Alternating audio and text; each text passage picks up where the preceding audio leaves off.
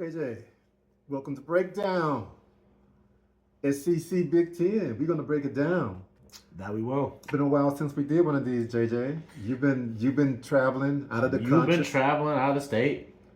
Out of the state versus out of the country. I think I'm gonna take out of the country. But anyway, JJ, there was some football played in the SEC and the Big Ten on Saturday. Yeah, football was definitely played. You cannot deny that. Where should we start? North or south? You know, I'll let you pick. Let's go to the Southeastern Conference.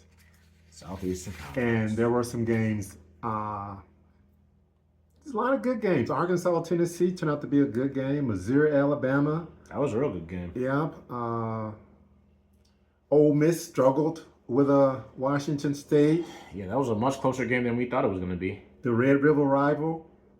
Yeah, Texas, Oklahoma, the favorite, did not win that one. Oklahoma did not come through. Okay. Let's start, JJ, LSU in South Carolina. LSU, South Carolina. Let's start there. 20-10. LSU won at home against South Carolina. South Carolina, are they going to do anything this year? No, they don't have the personnel. They've lost too many players. Okay, so they've lost three. LSU, JJ, they've lost one game, 19-24, lost to Ole Miss. They still can't score points, JJ. No, they cannot. That defense will travel. That defense will stay at home as well. But they're a 5-1 team that just struggles to score points. Okay. They can't run the ball. Garrett Nussmeier looks like he's been hurt and not playing up to the he definitely didn't play what he did last year. JJ, there's two undefeated teams in the SEC. Yeah, there are two undefeated teams. Texas A&M and Ole Miss. Which one has the better chance of finishing the season undefeated?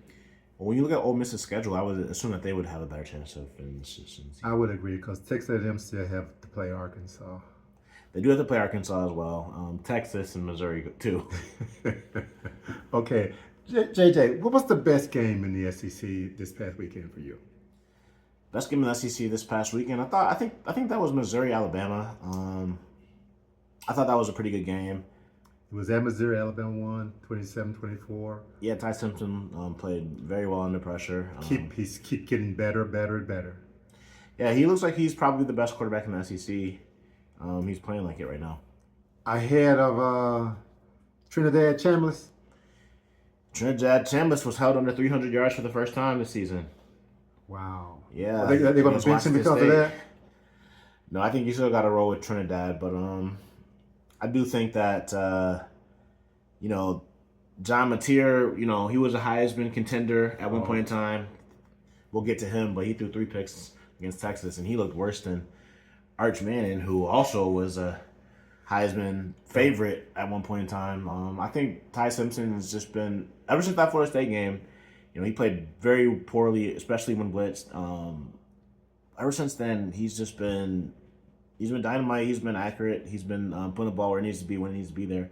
And, I think he's the best quarterback in the SEC. Okay. Season's half over, JJ. 6 down, 6 to go. Yeah, six games at least.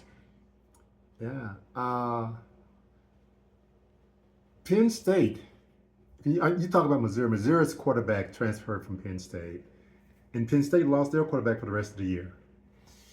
Yeah, he looked like he had a severe ankle issue. Penn State, that's not all that they lost for the rest of the year. They lost their coach. JJ, you know what? Let's talk about coaching. Whatever we were going to talk about, let's change what we're going to talk about and just talk about coaching for a minute. Okay. Right or wrong? James Franklin should have been terminated. Yeah, when you look at his record against top 10 teams, when you look at the program that you expect Penn State to be, it just looked like he had plateaued. And honestly, this was supposed to be the year that changed everything around. This was the year that Drew Aller came back. He had brought back everybody except for their number 1 pass rusher and their number 1 tight end. Everybody else came back. This was supposed to be an upgraded pass-catching receiving core. This was supposed to be the year. James Franklin said this was the most talented team he ever had. He said this was the best coaching staff he's ever had. So when you put that together, You look at the wide open field that's out there, and you look at their last 3 games against heavyweights such as Northwestern and UCLA. I mean, it looked like that the James Franklin experience had run its course. He did what he needed to do to reestablish Penn State as a premier program. He took over from when Bill O'Brien left for the Houston Texans, and he stabilized the program. They're in the middle of a $90 million renovation project, and they have higher sites than James Franklin has been able to. And they have to pay him $40-some million. It's interesting. 50. Is it 50? Yeah. Everywhere you go, schools are asking for money. So is Penn State spending money wisely? Well, that's a good question. We still have to figure out if Big Ten is going to be subsidized by a $2.4 billion third party as well. There's that rumor that's afloat. I heard that today for the first time. Yeah, no, I heard that a while ago. But yeah, I mean, I think Penn State can afford to do it. That's the thing. Like, if you look at Texas A&M, I was listening to a podcast and they're talking about how someone said if you ask Texas A&M if they would, eat Jimbo Fisher's buyout and do it all over again, would they? You look at where they're at. They're undefeated. Undefeated, ranked 4th in the country. Look like they're in a really good position for the future. I think that they would do that 10 times out of 10. James Franklin. Going into this year, was he one of your top 10 coaches in the country? Yeah, I mean, I think he is one of the top 10 coaches of the country, depending on what you want. I think he's been eclipsed. I think he's been passed by some other coaches, some younger guys, and some not even younger guys, but guys that came out of nowhere, like Kirk Cetti out of Indiana. But you look at Dan Lanning out of Oregon, I think he's surpassed James Franklin. I think, he hasn't made any further than James Franklin has. But at the same time, I think people have more of a belief in him. They haven't seen him fail over and over and over again. Okay. To the same degree that James Franklin has. I think James Franklin will absolutely raise the floor of a program, but it's the ceiling that I think you have to wonder about. Will he be coaching college football next year? Depends on what he gets offered. I think he's not going to just take any job. I think he has the luxury to sit back and decide on which job he wants. I don't think he'll take a middle-of-the-pack job, no matter if it's in the Big Two or, he's obviously going to be in a Power 4 job. Will the UCLA job be open next year? Yeah, the UCLA job will be open, but how even big after of a job is that? Even after their new coach is 2-0? Yeah, even after the interim coach is 2-0. What if he go 7-0? Well, we'll talk about that after that. Okay. After that happens. Okay. But in the event that doesn't happen, JJ, UCLA will be open. Man, when I was a kid, you didn't fire coaches in the middle of the year. How many teams have done that this year already? UCLA, Oregon Arkansas. State. Trent Dilfer got fired at UAB. Oh, didn't an ACC team fire Wake Forest? Was it Virginia Tech? Virginia Tech and Penn State. Is this crazy or is this just normal? I mean, I think this is the new normal. I think it's the Wild West. I think people are trying to get. I think they're trying to do what they need to do. Like, I think everything comes down to fundraising, and when you raise the amount of money to do a thing, that's when you do it. Let me ask you this. Are the fan bases from these schools and all schools expecting too much? That's a good question. I don't know. Are they too impatient? That's an interesting question. It depends. I think it depends. Okay. I think it depends on what your goals are, but I mean, I don't think everybody has the same goals. I think, True. I think if Virginia Tech had the run that Penn State had recently, they would love that. I think they fired their coach because he was, not competitive in his conference. I think you have to be. I don't know. I think you have to more than once. I think there's only one time that Penn State won the Big Ten in his entire tenure. He beat Ohio State that one year. Other than that, he's struggled against Ohio State and Michigan. And I think you have to. I think if you have higher expectations of your program, which is more than to win the conference once in every decade, even it could be twice or 3 times. Is that too much to ask? What do you think Penn State is as a program? What should their fans ask? every fan should ask for the moon, the sun, the stars. But just because you ask for it, you can't always, you got to sometimes accept something different. I think of Nebraska. They had a coach who was won 9 games? Bo Pelini, he used to win 9 games routinely. Fired him. And then what did they do afterwards? Hire a bunch of coaches that have yet to win 9 games. And this year will be the first year that they do that. Yeah, Matt Rhule. Yeah, and forever. And he's going to be at Penn State next year. Oops. Ooh, well, the former Penn State linebacker, Matt Rhule, you think he's going to be... I shouldn't have said that. That's a secret. I didn't mean to let the cat out of the bag. So, I got to ask you a question. If James Franklin has one top 10 victory in his tenure at Penn State, which was over Ohio State in that 2016 year, how many top 25 victories does Matt Rhule have at Nebraska and Baylor combined? And actually, tell me the last time he Nebraska, won. I'm going to say probably 1 or 0. Okay. At Baylor, I don't know. Oh, well, tell me, when do you think the last time Matt Rhule won a top 25 game was? When he was at what you call it? Not a power 5, but the whatever you call those teams. A group of 6, group of 5, group of what? I would say that was the last time. Tell me, JJ. Yep, when he was at Temple, he beat number 19 Navy and Keenan Reynolds in 2016. Okay, a mere 9 years ago. A mere 9 years ago. So okay. I mean, if you could fire James Franklin to hire Matt Rhule, what are you really doing? You know something? We'll talk about that later. But this I don't know. But just the thing with so many coaches getting fired in the middle of the season, I'm not sure I'm in favor of that. I don't know. I don't understand the logic for not waiting, because obviously money don't mean nothing. Because I'm sure that the buyout would have gone down at the end of the season, but money don't mean nothing. I need to live in I moved to a world where money doesn't mean anything. I'm not so sure that money will be there at the end of the season. Sometimes people's investments, go south, and the money that they expected to be there isn't there. I mean, I think when you get the money to make that decision is when you made that decision, and then you figure the rest out later. JJ, let's talk about another coach. Today, can we just talk about coaches on hot seats for a while? Yeah, we can talk about it for a little bit. Okay, I want to talk about hot seats.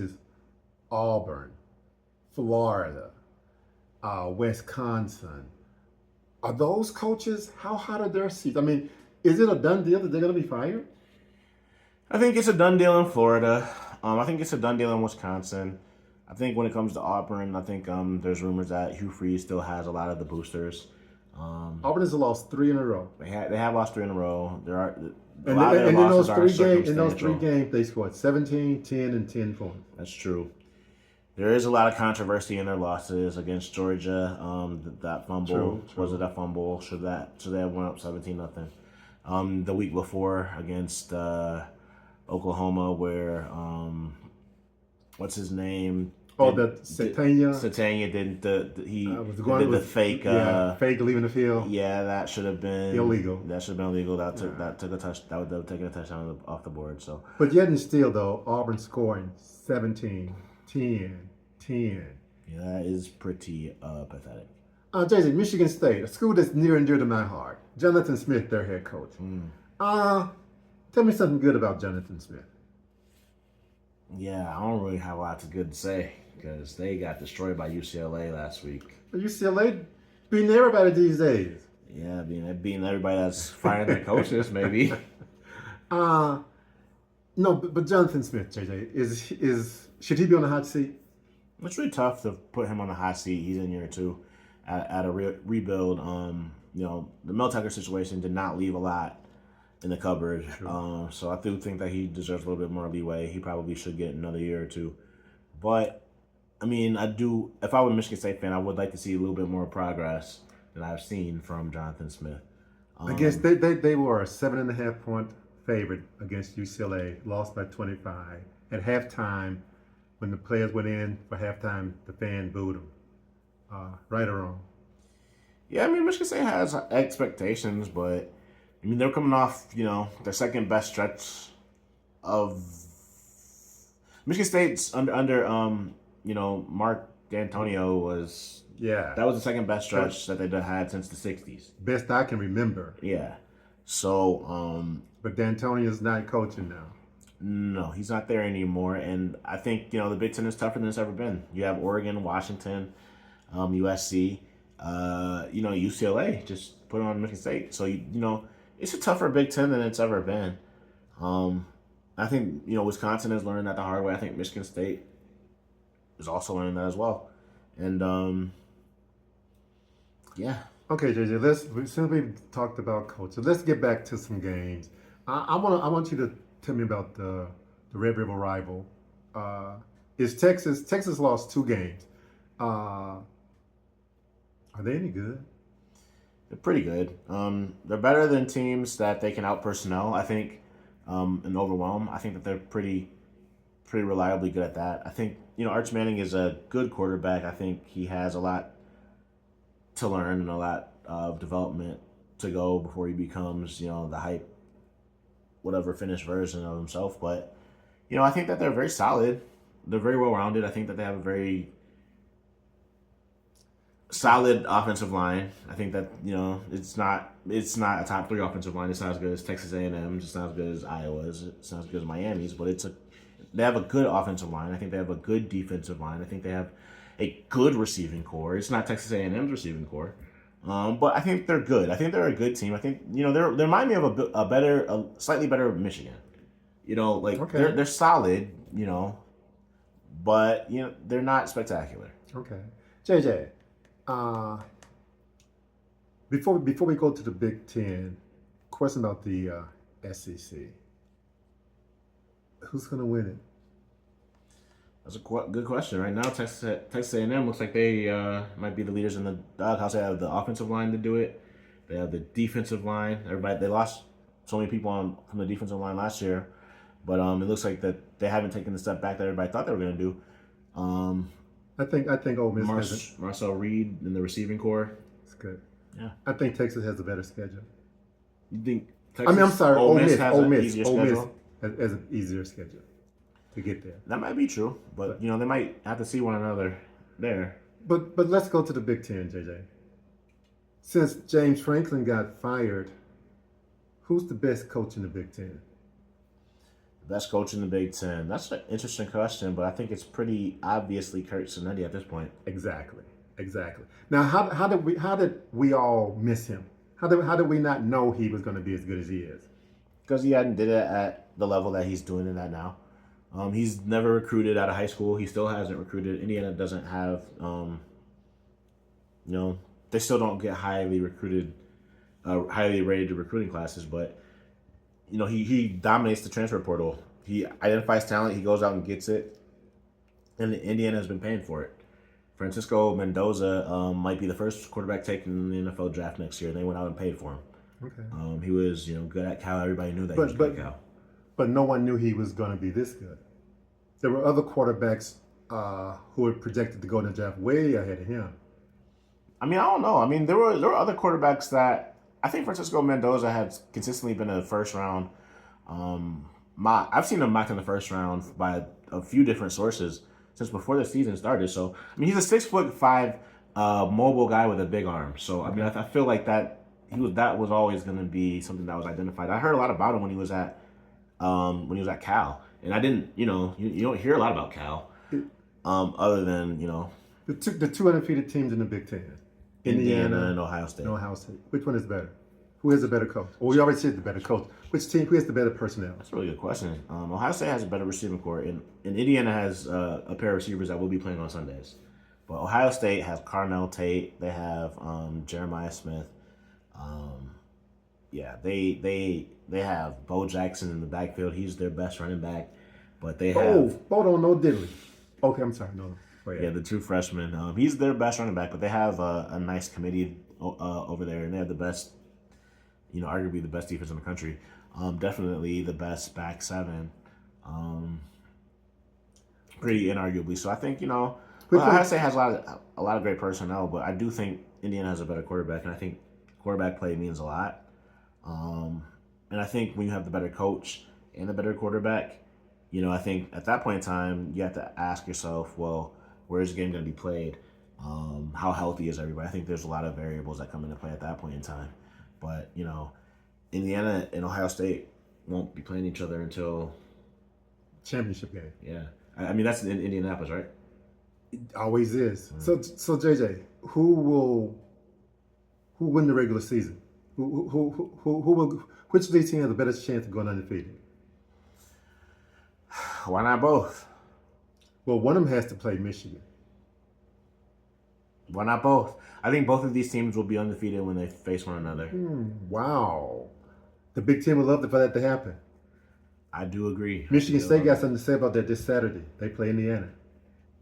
Yeah, they have something to say about that. They need something to say about UCLA, though. They didn't have enough to say about Nico Iamaleava. So JJ, did we underestimate Nico? Or did I underestimate Nico? I mean, Nico with Jerry Newsop, or Jerry, how you pronounce his name? I don't know. Pronunciation isn't my strong suit. Neuheisel. I think it's Neuheisel. With Neuheisel as the offensive coordinator, I think that's a great combination. I think, with their previous offensive coordinator, How good is UCLA, man? I mean, come on. Losing 4 in a row, changing coach in the middle of the stream. Did they improve that much? Yeah, I think they improved. I think they have an offensive coordinator that's playing to their strengths, which is something that they desperately needed. Okay. You have to be overwhelmingly talented to be able to just play to force a square peg into a round hole and have success in that way. I think you have to adapt to the talent around you, and I think that's what UCLA is doing, but more so now. Who's the third They're best? playing faster. Who's the third best team in the Big Ten right now? Third best team in the Big Ten. I think that's Oregon. Okay. What do you think? Can't be nobody but Oregon. Illinois tried to make a stand for a while, and then they went south. They lost to Ohio State last Saturday. I don't know. Yeah, Washington. What about USC? Yeah, USC might be in the discussion. I think Washington's in the discussion. Their only loss is... That's a good point. That's another team that I personally own. The only loss is to Ohio State. And they held Ohio State to their lowest output of the season, 24 points. No other team... Well, I also had Texas. Texas held them to 14. Second lowest output. Is Ohio State the best team in the country right now? I think they're rated number 1 for a reason. What's that reason? Because they're the best team in the country. Okay, that's what I asked you. And I think that's what I told you. Okay. So yeah, you did, because I asked you what was that reason. You told me. JJ. Yeah, people can infer. Draw their own. Is it what you make of the landscape in college football this year? How competitive is it? No one talks about Texas Tech. And I don't know what happened in the game last week, because it's been a busy week with traveling and all that stuff. But Texas Tech was killing everybody this year, JJ. It's been ugly. Yeah, they're undefeated, and they're expected to go undefeated throughout here. I mean, they're favored in all of their remaining games. How competitive are they on a national level? I think that they're good. They're competitive enough to finish undefeated. I think they'll face Utah again in the... They already beat them. They already did beat them, but was Utah's quarterback healthy? No, he was not. Now, will he be healthy in the championship game? I think if he is healthy, I think it might make things different. Even if Texas Tech loses that game, they're still headed to the college playoff. Yes or no? I think that they would absolutely keep them at large. If you're sleeping on Texas Tech out there, it's time to wake up. Yeah, Texas Tech is, between them, Ohio State, Indiana. I mean, in the ACC, I don't know. I think there's a few teams that have things locked up. Well, Miami, I think has a that's true. Has a lot. Thursday, before we get out of here, is there any games from the previous week you want to talk about, or any game from the upcoming week that you want to talk about? And I know the one I want to talk about from the SEC. I think for the most part we hit all the games that we needed to hit from last week. What do you want to talk about? Ole Miss and Georgia, at Georgia. Ole Miss undefeated. Georgia's a one-loss team. Georgia hasn't impressed me. Georgia has not impressed me, but Ole Miss, I think, is very vulnerable as well. I think they're pretty good at passing the ball. And they're pretty good at running the ball. They have a pretty balanced offense. But I think they're very exploitable in the defense, and I think Georgia could run it down their throat. So you picking Georgia in that game? It's a home game for Georgia. It's a big game. Yeah, I mean, I think with it being a home game, I do think that I think Georgia has a better coach, even though they got away with one. I think that they shouldn't have last week, but I think they have a better coach. Okay. What about the Big Ten? Any other games from the SEC that's coming up this week that you want to talk about? I mean, Arkansas and Texas A&M. Arkansas done lost to Texas A&M about 10 times in a row. 20? No, not 20. Yeah. But they've lost to them way too many times. Didn't they beat them COVID year though? I think they did beat them one year. They snuck a win in there. So, Maybe. So it's probably like 9 out of 10. And they used to be really close and competitive. Even this year, JJ, does Arkansas have a chance this week? I don't think so. Okay. I don't think they have the personnel to match up. I think Texas A&M is very balanced. Okay. What about the Big Ten, JJ? I'll follow your lead. Who was Indiana playing? Who's they playing? Michigan State. Michigan State. That should be a blood. Michigan State is desperate for a win. Yeah, and they're not going to get one this week. Is Aiden Chow, the quarterback of Michigan State, is he underperforming or what's going on there? He got hurt last week. Yeah. The backup came in. What's going on with Aiden Childs, man? I don't know. He holds on to the ball. I think he holds on to the ball a little too long. But I think he doesn't make decisions as quickly as he needs to. He hasn't been turning over the ball too much, but he still holds on to the ball too long for Michigan State. They need to have a much better offensive line to accommodate that, and they don't. So. Okay. Yeah, I don't have much more to say, man. I got nothing else. Okay.